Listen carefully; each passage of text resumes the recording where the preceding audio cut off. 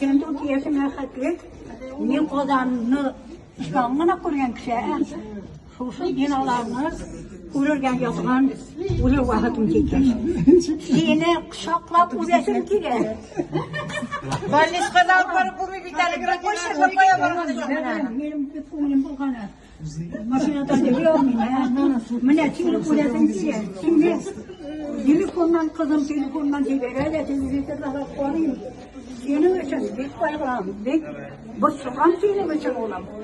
Allah Teala onda gününe ya kitaptığına uğraşlarla yerselge nasip etti. Ne terişte kirgen. Allah günlerinde ya Rabbim Hudayım. Ya Rabbim Hudayım Allah Teala. Bebeğim tilekte canım. Neydi maksatın bu maksatına yerselge nasip etsin. Ya Rabbim Hudayım, ya Rabbim Hudayım. Ama böyle skadalık var yarışma görüşen. Telefon terişte kirgen mi ne? Salavatlara bakalım.